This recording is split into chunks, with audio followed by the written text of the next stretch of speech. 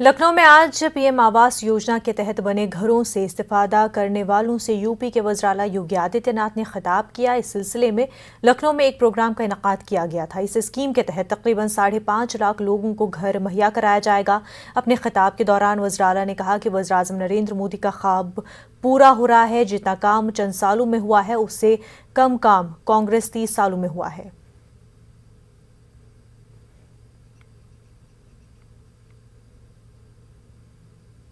प्रधानमंत्री मोदी जी का सपना कि हर गरीब का घर हो अपना, यह साकार उत्तर प्रदेश के अंदर होता हुआ दिखाई दे रहा है। जब 4 वर्ष के दौरान ही मात्र प्रदेश के अंदर मात्र 4 वर्ष के अंदर 41,73,000 से अधिक लाभार्थियों को ग्रामीण और शहरी क्षेत्र में एक आवास उपलब्ध हुआ है।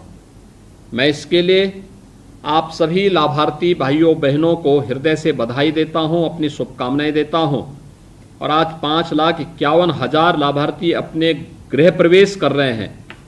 इसके लिए भी आप सबके प्रति मेरी मंगलमय शुभकामनाएं हैं, आपको ढेर सारी बधाइयां हैं। देखिए, 4 वर्ष में लगभग 42 लाख के आसपास लोगों को आवास उपलब्ध हो रहा है। लेकिन अगर हम पिछले 30 सालों का आंकड़ा देखेंगे तो मुश्किल से 53 लाख लोगों को 30 वर्षों में आवास मिल पाया था।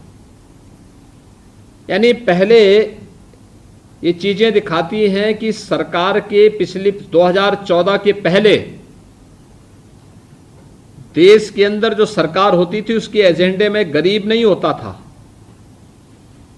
उसके एजेंडे का हिस्सा न गांव था, न गरीब था, न किसान था, न नौजवान था, न महिलाएं थीं। प्रधानमंत्री मोदी जी के प्रति हम सबको आभार व्यक्त करना चाहिए कि उन्होंने 2014 में आने के बाद गरीब को, गांव को, किसान को, नौजवान को, महिलाओं को बिना भेदभाव के शासन की योजनाओं के साथ जोड़ा। मध्य प्रदेश में 27% ओबीसी